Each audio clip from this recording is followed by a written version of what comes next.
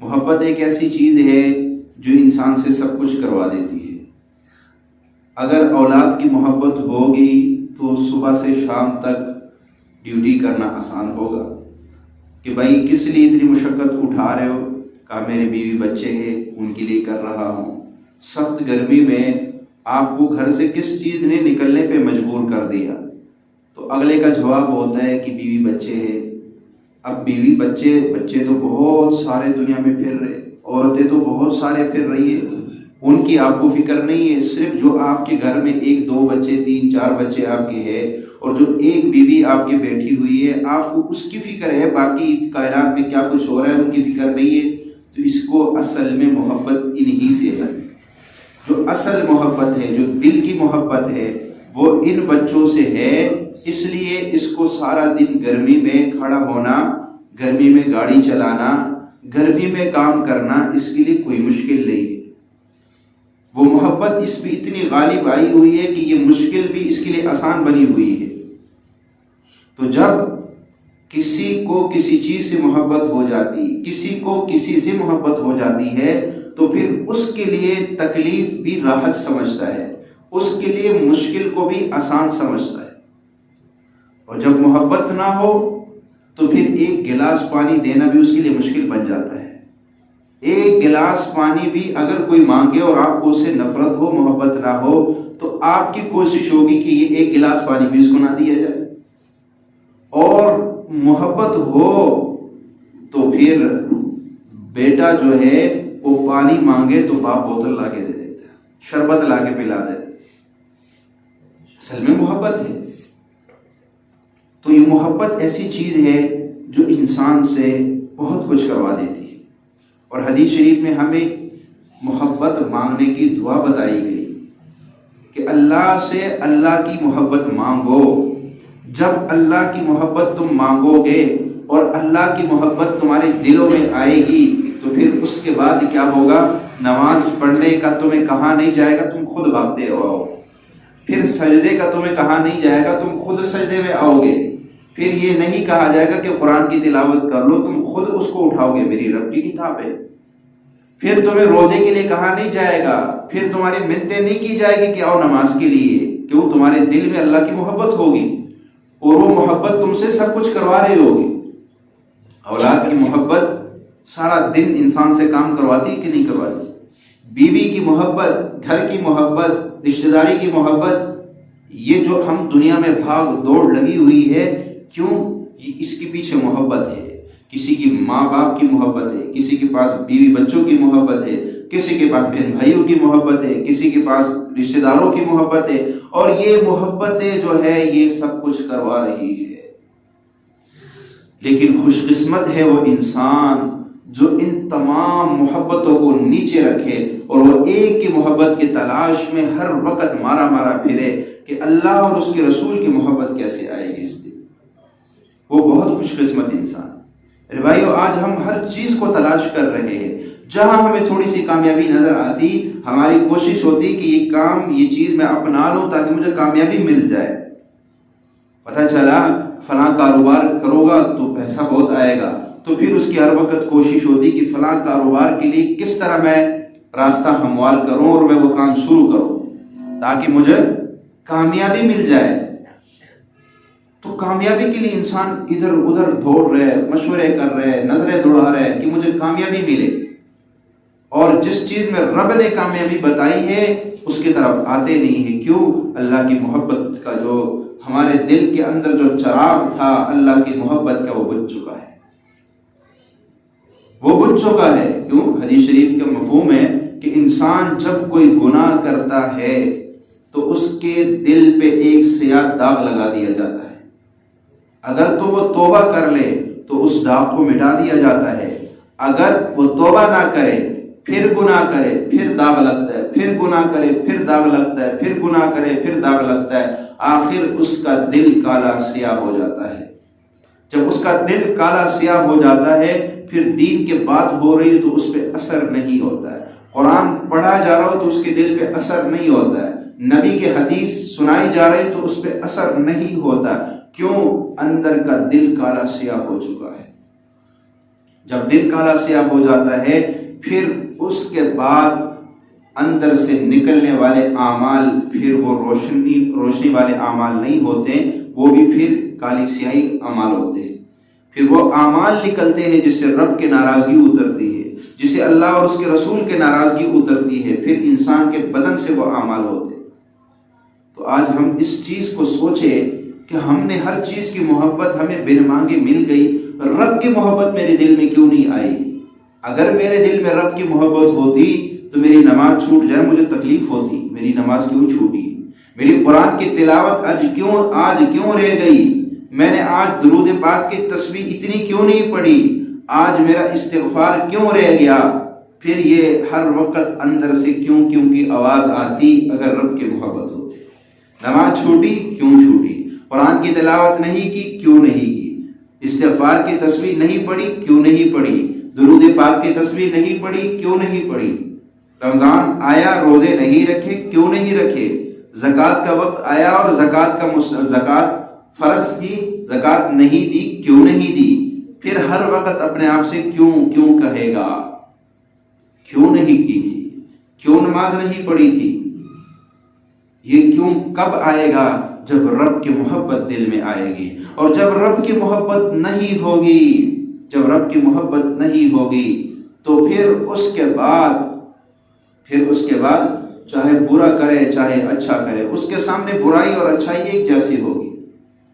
اللہ کے نبی صلی اللہ علیہ وسلم سے ایک صحابی نے پوچھا کہ ایمان کی علامت کیا ہے؟ ایمان کی کیا علامت ہے کہ بندہ یہ سمجھے کہ ہاں میرے اندر ایمان ابھی ہے؟ اگر کوئی بندہ یہ چاہتا ہو کہ میرے اندر ایمان ہے کہ نہیں ہے، اس کی علامت کیا ہوگی؟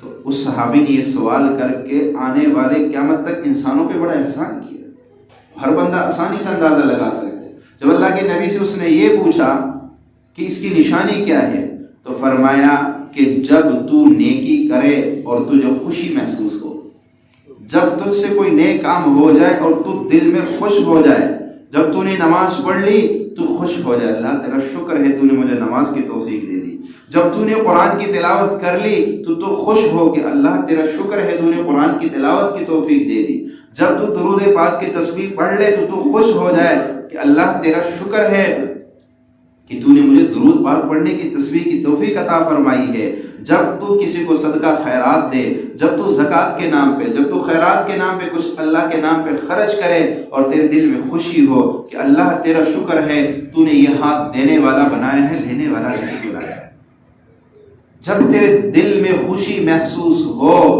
مشکوٰۃ شریف کی حدیث بتا رہا ہوں کہ اللہ کے نبی نے فرمایا سمجھ لے تو مومن ہے،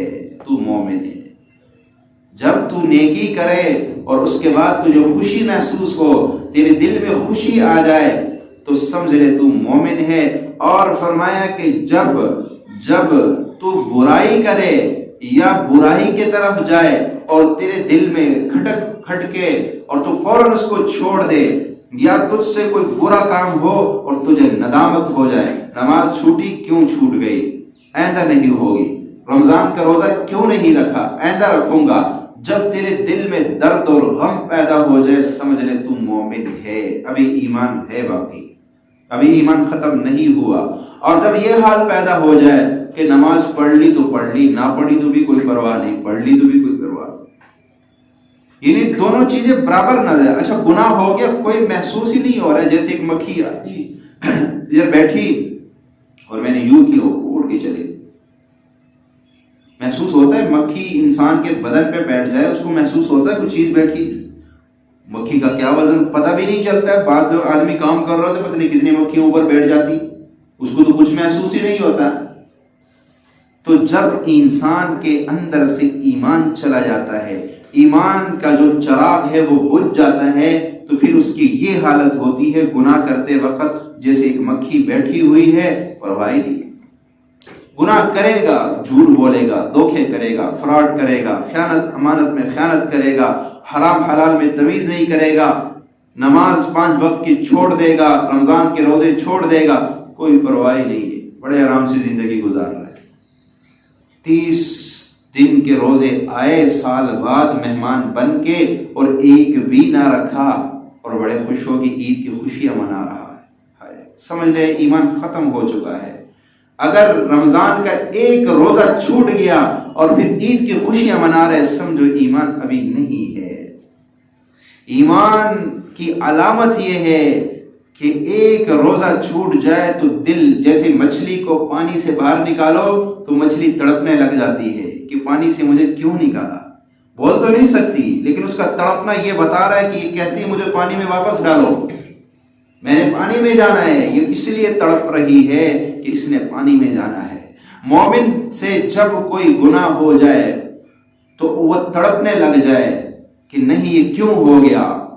یہ تڑپنا اللہ کو اتنا محبوب ہوتا ہے کہ اللہ عرشوں پہ بیٹھ کے فرشتوں کو کہتے ہیں، فرشتوں تم سے جب میں نے کہا کہ میں ابن آدم کو بھیجنے لگا ہوں تو تم نے کہا تھا اتجعل فیہا من یفسد فیہا ویسفک الدماء، کیا آپ اس بندے کو بھیج رہے کہ جو دنیا میں جا کر فتنہ فساد پھیلائے گا، خون خرابہ کرے گا؟ کیوں؟ فرشتوں نے یہ مشورہ جو دیا تھا اس لیے کہ وہ پہلے جنات کی دنیا دیکھ چکے تھے، پہلے اللہ نے جنات کو پیدا کیا تھا، انہوں نے یہ سارے کام کیے، خون خرابہ کیا، فساد کیا، تو فرشتوں نے کہا جب آپ دوسری مخلوق پیدا کریں گے وہ بھی جا کے یہی کام کریں گے۔ اگر آپ کو عبادت کے لیے ہی پیدا کرنا مقصود ہے، وَنَحْنُ نُسَبِّحُ بِحَمْدِكَ وَنُقَدِّسُ لَكَ، تو وہ تو ہم کر ہی رہے ہیں پہلے سے، تو انسان کو بھیجنے کی کیا ضرورت ہے؟ انسان کو بھیجنے کی کیا ضرورت ہے؟ تو اللہ کہتا ہے دیکھ میرے فرشتوں، آج وہ بندہ کیوں رو رہا ہے تنہائی میں بیٹھ کے، اس کے آنسو کیوں نکل رہے ہیں؟ یا اللہ ہمیں علم نہیں ہے، اس لیے اس کی ایک نماز چھوٹی ہے، یہ اس کی وجہ سے رو رہا ہے۔ اس کو میں نے بلایا تھا، میرے منادی نے پکار کے اس کو کہا تھا آ جاؤ نماز کی طرف، یہ نہ آ سکا، پر وہ جو نماز اس نے نہیں پڑھی، اس نماز نہ پڑھنے کا اس کو ایسا درد دل ہوا کہ یہ تنہائی میں بیٹھ کے رو کے معافی مانگ رہا ہے کہ اللہ معاف کر دے، آئندہ میری نماز نہیں چھوٹے گی، آئندہ میرے مولا جب تو بلائے گا میں فوراً حاضر ہو جاؤں گا۔ ایک تھانے دار ہمیں بلائے تو ہم بھاگتے ہوئے جائیں، ہمارا اپنا باس ہمیں بلائے تو ہم بھاگتے ہوئے جاتے ہیں۔ اچھا گھر میں بات کر رہے ہو اور پتہ چلے آپ کو افسر بلا رہے ہیں، اچھا میں آتا ہوں، فوراً فون کاٹتے اور بھاگتے ہوئے جاتے کہ نہیں جاتے؟ لیکن عرش کا مالک، لوح و قلم کرسی کا مالک، میرا اور آپ کا رب، زمین و آسمان کا رب، وہ ہمیں دن میں 5 دفعہ پکارتا ہے اور ہمیں کوئی پرواہ نہیں ہوتی کون پکار رہا ہے۔ کیا مقام دیے، اس لیے تو اللہ کہتا ہے وما قدر اللہ حق قدری، اے بندے تو نے ایسی میری قدر نہیں کی جیسے حق تھا، تو نے مجھے پہچانا ہی نہیں ہے۔ اللہ نے کہا وما خلقت الجن والانس الا لیعبدون، کہ میں نے جن اور انسانوں کو عبادت کے لیے پیدا کیا، لیکن مفسرین کہتے ہیں یعبدون کا معنی یعرفون ہے، اے الا لیعرفون، کہ میں نے بندے کو اس لیے پیدا کیا کہ یہ مجھے پہچانے۔ جب ہم رب کو پہچان لیں گے پھر رب کی عبادت کرنا مشکل نہیں ہوگا، پھر سجدے میں وہ لذت آئے گی، سجدے میں وہ لذت آئے گی جو بیان نہیں ہو سکتا، پھر دعاؤں میں وہ لذت آئے گی جو بیان نہیں ہو سکتا۔ میرے بھائیو، جو لذت اللہ نے دعاؤں میں رکھی ہے، جو لذت اللہ نے سجدے میں رکھی ہے، جو لذت اللہ نے رات کی تنہائیوں میں اور تنہائیوں میں بیٹھ کے گھڑ گھڑانے میں رکھی ہے، اس لذت کو پانے کی کوشش کرو، بس اس کی تلاش میں لگ جاؤ آج کے بعد کہ میں نے اس لذت کو حاصل کرنا ہے جو دعاؤں کے اندر ہے، جو قرآن کی تلاوت کے اندر ہے۔ میرے دادا مرشد کے بارے میں میرے مرشد فرماتے ہیں، ہمارے دادا مرشد مراقب ہوتے تھے۔ ہمارے سلسلہ قادری میں مراقبہ ہوتا ہے کہ آنکھیں بند کر کے اس تصور میں کھو جاؤ کہ آسمان سے عرش سے ایک روشنی میرے دل پہ پڑ رہی ہے اور میرا دل کہتا ہے اللہ اللہ اللہ، اس کو کہتے ہیں مراقبہ۔ فرمایا دادا مرشد مراقبے میں بیٹھ جاتے تھے اور فجر کی اذان ہوتی تھی تو آنکھ کھلتی تھی، ساری رات مراقبے میں، ساری رات اس تصور میں کہ عرش سے روشنی آ رہی ہے اور میرے دل پہ پڑ رہی ہے اور میرا دل کہتا ہے اللہ اللہ اللہ۔ جو تصور، ایک حدیث شریف میں آتا ہے کہ اللہ کہتا ہے میں بندے کے ساتھ اس کے گمان کے مطابق معاملہ کرتا ہوں. بندہ مجھ سے جیسا گمان کرتا ہے میں ویسے ہی اگر آدمی یہ کہے کہ میری دعائیں قبول ہو رہی تو میں قبول کرتا ہوں. اگر بندہ کہتا ہے میری دعائیں تو سنی نہیں جاتی، قبول ہی نہیں، تو فرمایا میں نہیں قبول کرتا. جیسا گمان کرو گے اللہ کے ساتھ اچھا معاملہ رکھو، اچھا گمان رکھو، اللہ ویسے ہی معاملہ تمہارے ساتھ کرے گا، ویسے معاملہ کرے گا. تو اللہ کے ساتھ بندہ، اب جو بندہ یہ تصور کر رہا ہے کہ عرش سے روشنی میرے دل پہ پڑ رہی ہے، اس کا دل، جس کے دل پہ عرش الہی کی روشنی پڑ رہی ہو، اس کا دل کتنا روشن ہوگا خود اندازہ لگائے. اور جتنا دل روشن ہوگا اتنی روح کی دنیا طاقتور ہوگی. جتنا دل روشن ہوگا اتنے سجدے طاقت والے ہوں گے. جتنا دل روشن ہوگا اتنا قیام طاقت والا ہوگا. جتنا دل روشن ہوگا اتنی قرآن کی تلاوت میں لذت آئے گی. جتنا دل روشن ہوگا اتنے درود پاک پڑھنے میں لذت آئے گی. جتنا دل روشن ہوگا اتنے اللہ سے باتیں کرنے میں لذت اور مزہ آئے گا. بس دل پہ سارا کچھ. کیوں؟ اللہ کے نبی نے فرمایا کہ انسان کے جسم میں گوشت کا ایک لوتھڑا ہے، اگر وہ ٹھیک ہو جائے سارا انسان ٹھیک ہے، اگر وہ خراب ہو جائے تو سارا انسان خراب ہے. پھر 3 دفعہ فرمایا الا وہی القلب، الا وہی القلب، الا وہی القلب. یہ الا عربی کے اندر اس کو کہتے ہیں حروف تنبیہ. الا تنبیہ، کسی کو تنبیہ کرنی ہو، کسی غافل کو جگانا ہو. جیسے ایک آدمی سو رہا ہو اور جو ہے کوئی اہم کام آ جائے تو ہم اس کو جگاتے ہیں، جلدی کر جلدی کر، جگاتے کہ نہیں؟ تو یہ الا الا الا، خبردار، جھاگ جاؤ، اٹھ جاؤ، غفلت سے باہر آ جاؤ. الا، اللہ کے نبی نے 3 دفعہ فرمایا الا وہی القلب، الا وہی القلب، الا وہی القلب. وہ دل ہے، وہ دل ہے، وہ دل ہے. اگر یہ دل روشن ہو گیا تو پھر سجدے بھی روشنی والی ملیں گے، پھر رکوع میں بھی روشنی، پھر قیام میں بھی روشنی، پھر قرآن کی تلاوت میں بھی روشنی، پھر دعاؤں میں بھی روشنی. پھر نماز بوجھ محسوس نہیں ہوگا، قرآن کی تلاوت بوجھ محسوس نہیں ہوگی، رات کی تنہائی میں اٹھ کے اللہ کے آگے گڑ گڑانا بوجھ محسوس نہیں ہوگا. پھر گھنٹوں گھنٹوں دعائیں مانگے گا اور دعائیں ختم نہیں ہوگی. لذت آئے گی کہ میں اپنے رب سے باتیں کر رہا ہوں. میرے بھائیوں، ہم نے بہت کچھ سوچ لیا اور بہت چیزوں کے پیچھے بھاگ دوڑ رہے. کبھی روح کی دنیا کا بھی تھوڑا سوچ لیا کرو. کبھی یہ بھی کہو کہ میں نے مرنے سے پہلے وہ سجدے پانے ہیں جو صحابہ اہل بیت اولیاء کو ملے تھے. میں نے وہ سجدہ پانا ہے. بس میں نے وہ نماز حاصل، مرنے سے پہلے میں نے وہ نماز بنانی ہے جس نماز کے لیے صحابہ نے، اہل بیت نے، اولیاء نے کوششیں کی اور وہ بنا گئے. ہماری زندگی گزرتی جاتی ہے 55 سال اور نماز جو ہے وہ بچپن والی. نماز بچپن والی 55 سال میں پڑھ رہے ہوتے. نہ رکوع بدلا، نہ سجدہ بدلا، نہ قیام بدلا، نہ اس کی کیفیات بدلے، نہ جذبے بدلے، نہ قرآن کی تلاوت کرتے ہوئے وہ جذبہ آیا، نہ آنکھوں سے آنسو نکلے، نہ نبی پہ درود پڑھتے ہوئے کبھی آنکھوں سے آنسو نبی کی محبت میں نکلے. یہ کیسی زندگی ہے؟ اس زندگی کی کوئی لذت ہے؟ اصل زندگی تو وہ ہے کہ میرا ہر دن اللہ کے، ہر دن ایک آج کے دن سے کل کے دن میں اللہ کا اور قرب حاصل کرو، اس سے اگلے دن میں اور قرب حاصل کرو. یہ کیا زندگی ہے؟ صبح نکلے تو دنیا کے سوچے، شام کو سوئے تو دنیا کے سوچے. دنیا کیا ہے؟ فرعون اس کے پیچھے بھاگتا رہا، اسے کیا ملا؟ آخر وہ اس مٹی میں چلا گیا. قارون، نمرود، حامان سب اسی کے پیچھے بھاگتے رہے. اگر میں بھی اس کے پیچھے بھاگتا رہا تو پھر حلال کمانے سے اللہ نہیں روکتا. دنیا ہماری ضرورت ہے. کشتی کبھی بھی مٹی کے اوپر چل نہیں سکتی. کبھی آپ نے دیکھا ہو کہ کشتی مٹی کے اوپر جا رہی ہو؟ اس کے لیے پانی کا ہونا انتہائی ضروری ہے. اگر آپ بہترین سے بہترین کشتی بناؤ گے اور اس کو پانی نہیں ملے گا تو وہ چل نہیں سکے گی. لہٰذا اس کے لیے دریا سمندر ہونا چاہیے، وہ اس میں جائے گی. جس طرح کشتی کے لیے پانی ضروری ہے، اس طرح میرے اور آپ کے لیے دنیا ضروری ہے. دنیا کے بغیر ہمارا گزارا نہیں ہے. دنیا کی محبت اللہ نے ہماری فطرت میں رکھ دی ہے. میں اور آپ جتنا مرضی کہیں دنیا ایسی ہے دنیا ایسی ہے، پر دنیا کی محبت دل سے نکل نہیں سکتی. کیوں؟ رب نے رکھ دی ہے فطرت میں.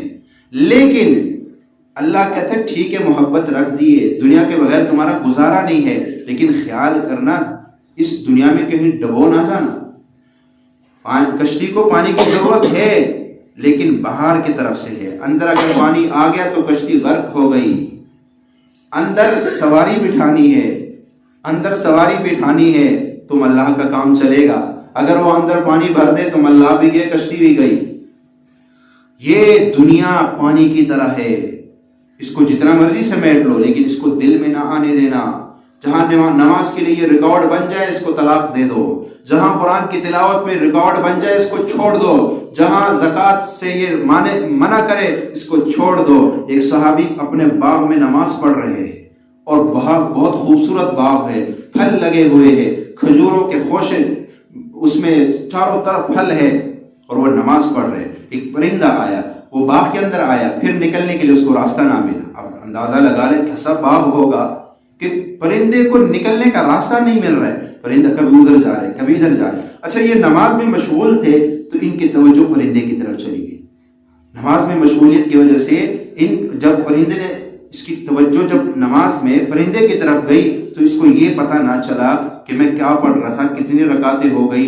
تو نماز کے اندر جب ایسا خیال آیا، انہوں نے نماز کے بعد سلام پھیرا. ہائے روح کی دنیا کے بادشاہ تھے اس لیے نماز کی قدر تھی. آج ہم دنیا کے بادشاہ ہیں تو دنیا کی قدر ہے، روح کی سجدوں کی لذت سے ناشنا ہے، قرآن کی تلاوت کی لذت سے ناشنا ہے، اس لیے اس کی قدر ہی نہیں ہے، اس کی قدر ہی نہیں ہے. تو وہ سجدوں کی لذت سے رب کے ساتھ مناجات کرنے کے آشنا تھے. ان کو پتا تھا اس کے اندر کتنی لذت ہے اور اس سے کیا ملتا ہے. وہ صحابی نے سلام پھیرا اور دل میں ایسا غم لیے سرکار دو علیہ وسلم کے پاس تشریف لائے. یا رسول اللہ اس باغ کی وجہ سے میری نماز کے اندر خلل آیا ہے. اگر یہ باغ نہ ہوتا، یہ پرندہ نہ آتا، میری نماز میں خلل نہ آتا. اس باغ کی وجہ سے میرے نماز کے اندر خلل آیا ہے. یا رسول اللہ میں یہ باغ آپ کو دے رہا ہوں، آپ جس کو مرضی دے دیں، میں نے اللہ کے لیے وقف کر دیا اللہ کے نام سے. آج ہماری نماز ہمارے کاروبار کی وجہ سے خلل نہیں آ رہا ہے، چھوٹ رہی ہے ہماری نمازیں، ہمارے نمازیں چھوٹ رہے ہیں. ہمارے مال کی وجہ سے ہمارا رب ہم سے ناراض ہو رہا ہے. کیا ہم نے اس مال کو چھوڑا ہے؟ چھوڑنا تو دور کی بات ہے، سوچا بھی ہے کہ اس کی وجہ سے مجھے یہ تکلیف پہنچی ہے. اگر ایسا مال ہے تو پھر وہ ہلاکت لائے گا، بربادی لائے گا. ہاں وہ مالدار بڑا خوش قسمت ہے جو مال بھی ہے لیکن رب کو ناراض ہونے نہیں دیتا. ہر لمحے اس کی نظر اپنے رب کے ذات پہ ہوتی ہے کہ میں نے رب کو راضی کرنا ہے بس. جس نے ساری زندگی آدمی جو کام کرتا ہے مرنے کے بعد بھی وہی اس کو ملتا رہتا ہے. اللہ ساری زندگی جو اللہ اللہ کرے گا مرنے کے بعد بھی اس کو اللہ اللہ کی صدائیں پہنچے گی انشاءاللہ اصالِ ثواب کے نام. میرے مرشد فرمانے لگے کہ میں ایک اللہ والے کے مزار پہ گیا تو میں نے دیکھا کسی نے سورۃ یاسین کھولی ہوئی ہے، وہ پڑھ رہا ہے، کوئی درود پاک پڑھ رہا ہے، کوئی فاتحہ پڑھ رہا ہے اور اس اللہ والے کو اصالِ ثواب ہو رہا ہے. میں نے بھی کچھ اصالِ ثواب کیا پر سوچتا رہا کہ اس صاحب قبر کو یہ سب کچھ ہدیہ کیوں کر رہے ہیں. پھر دل سے آواز آئی اس قبر والے نے ساری زندگی یہی محنت کی تھی. کسی کو اللہ یہ بس بیٹھ کے اللہ اللہ سکھایا کرتا تھا، آج اس کا پھل اس کو مل رہا ہے کہ ساری زندگی لوگوں کو اللہ اللہ سکھاتا رہا، مرنے کے بعد بھی لوگ آ کے اس کا شکریہ ادا کرتے. کوئی سورۃ یاسین پڑھ کے ہدیہ کر رہے، کوئی درود پاک پڑھ کے ہدیہ کر رہے. فرمایا پھر آگے ایک جگہ گیا تو ایک صاحب قبر کے پاس جناب ڈھول باجے بج رہے ہیں اور ناچ ہو رہا ہے، وہاں پہ ملنگ جو ہے وہ ناچ رہے ہیں. پھر سوچا یہاں کیوں ایسا ہو رہا ہے تو دل میں آیا ساری زندگی یہی لوگوں کو سکھاتا رہا، مرنے کے بعد بھی یہی اس کو مل رہا ہے، مرنے کے بعد بھی یہی ڈھول باجے اس کو سنائے جا رہے ہیں. تو جو دنیا میں جو محنت کرتا ہے اس کا پھل ہوتا ہے. تو آج اگر ہم اپنی زبانوں کو اپنے دل کو اللہ کی نام کی لذت دے دیں گے، یقین جانیے ہماری اصل کامیابی یہی ہے. اللہ نے ہمیں بھیجا اسی لیے ہے دنیا میں کہ مجھے پالو میرے بندو، ففروا الی اللہ، دوڑو اللہ کی طرف۔ لیکن آج ہماری دوڑیں کہاں لگ رہی ہے؟ آج ہماری دوڑیں کہاں لگ رہی ہے؟ اس لیے میرے بھائیوں، مرنے سے پہلے یہ کوشش کرو کہ ہم نے وہ نماز بنانی ہے جو صحابہ کی نماز تھی۔ ہم نے قرآن کی ایسی تلاوت کرنی ہے جیسے صحابہ کیا کرتے تھے۔ ایک صحابی قرآن اٹھاتے ہیں اور اس کو کھولتے ہیں اور کہتے ہیں ھذا کلام ربی، ھذا کلام ربی، یہ میرا رب کا کلام ہے، ھذا کلام ربی، اور تڑپ کے بے ہوش ہو جاتے ہیں۔ یہ محبت ہے۔ اس لیے میں نے کہا کہ آدمی کو جس سے محبت ہوتی ہے پھر اس کے لیے تکلیف سے تکلیف اٹھا لیتا ہے اور کوئی مشقت اس کو نہیں ہوتی ہے۔ بیوی بچوں کی محبت ہے تو سارا دن کام کرنا آسان ہے، بیوی بچوں کی محبت ہے تو گرمی میں کام کرنا آسان ہے۔ جب رب کی محبت آئے گی پھر سجدے کرنا مشکل نہیں ہوں گے، پھر سخت گرمی میں روزہ رکھنا مشکل نہیں ہوگا، پھر زکوٰۃ کے نام پہ پیسے دینا، صدقہ خیرات کے نام پہ اللہ کے نام پہ دینا کوئی مشکل نہیں ہوگا۔ کیوں؟ رب سے محبت ہوگی۔ اس لیے اللہ کے نبی نے فرمایا اللہ کی محبت اللہ سے مانگا کرے۔ اللہم انی اسألک حبک احب الی من الماء البارد، یہ دعا مانگا کرے، اللہم انی اسألک حبک احب الی من الماء البارد، اے اللہ میں آپ سے آپ کی محبت مانگتا ہوں، احب الی من الماء البارد، ٹھنڈے پانی سے بھی زیادہ شدید آپ کی محبت۔ جب آدمی کو سخت پیاس لگ جائے گرمی میں تو ٹھنڈے پانی کی کتنی قدر ہوتی ہے، انسان کو کتنی طلب ہوتی ہے۔ ایک آدمی صحرا میں چل رہا ہو، اس کو پیاس لگ جائے تو اس وقت وہ ٹھنڈے پانی کو کیسے طلب کر رہا ہوتا ہے؟ تو کہتا ہے ایسے اللہ کی محبت مانگو جیسے ٹھنڈے، بلکہ اس سے بھی زیادہ، احب الی من الماء البارد، اللہ مجھے ٹھنڈے سخت پیاس کے وقت ٹھنڈے پانی کی جو طلب ہوتی ہے اس طلب سے بھی زیادہ اللہ اپنی محبت عطا فرما۔ آج کے بعد اس دعا کو مانگے۔ اور ایک دعا اور، یہ رجب کا مہینہ شروع ہو گیا تو اللہ کے نبی صلی اللہ علیہ وسلم رجب کے مہینے میں ایک دعا مانگا کرتے تھے، اللہم بارک لنا فی رجب و شعبان وبلغنا رمضان، اے اللہ ہمارے رجب اور شعبان میں برکت عطا فرما اور ہمیں رمضان تک خیر و عافیت اور سلامتی کے ساتھ پہنچا۔ یہ برکت کے مہینے ہیں، اللہ کے نبی نے اس میں برکت مانگی ہے تو معلوم ہوا اس مہینے میں سب سے زیادہ برکتیں نازل ہوں گی۔ تو آج کے بعد ہم بھی یہ دعا مانگے، اگر عربی میں نہیں مانگ سکتے تو اردو میں کہہ لے، اللہ رجب اور شعبان میں برکت عطا فرما اور رمضان تک ہمیں خیر و سلامتی کے ساتھ پہنچا، تاکہ ہم رمضان میں تو جو خوب راضی کرے، تیری عبادت کرے۔ رجب کا مہینہ یہ رمضان کے انتظار کا ہے، شعبان کا مہینہ اہتمام کا ہے، اور رمضان کا مہینہ رب کے رحمت کو لوٹنے کا ہے انشاءاللہ۔ ہم اب سے یہ تیاری کریں کہ رمضان آ رہا ہے، میں نے اتنے لاکھوں درود پڑھنا ہے، میں نے اتنے قرآن اس رمضان میں ختم کرنے ہیں، میں نے آدھا گھنٹہ بیٹھ کے اللہ سے رو رو کے دعائیں مانگنی ہے، اپنے لیے، اپنی اولاد، اپنی نسلوں کے لیے منوا کے جانا ہے۔ آپ نیت کر لے، اللہ توفیق دے دے گا۔ نیت تو کریں گے نا، ہم اس رمضان میں 10 قرآن ختم کریں گے، ہم 3 لاکھ درود پڑھیں گے، ہم اس رمضان میں اپنی ترتیب بنائیں گے کہ ہم گھڑی کو دیکھیں گے یہ 2 بج گئے رات کے، اب میں نے ہاتھ اٹھا لیے دعا کے لیے، اور جب 2:40 ہوں گے تو میرے ہاتھ نیچے آ جائیں گے۔ میں نے 40 منٹ بیٹھ کے اللہ سے مانگنا ہے، گھڑ گھڑانا ہے، رونا ہے اللہ کے آگے، بس مانگتے رہو، ایک دن دروازہ کھل جائے گا، اللہ کی محبت آ جائے گی، اور جو آپ کی دلوں میں ہے وہ اللہ سب آپ کو عطا کر دے گا انشاءاللہ۔ نیت تو کرتے ہیں نا بھائی، نیت پہ تو کوئی ٹیکس نہیں ہے، نیت پہ کوئی پیسہ نہیں لگتا ہے، بس آپ نیت کر لیں، نہ بھی کریں گے تو ثواب مل جائے گا انشاءاللہ۔ وآخر دعوانا الحمدللہ رب العالمین۔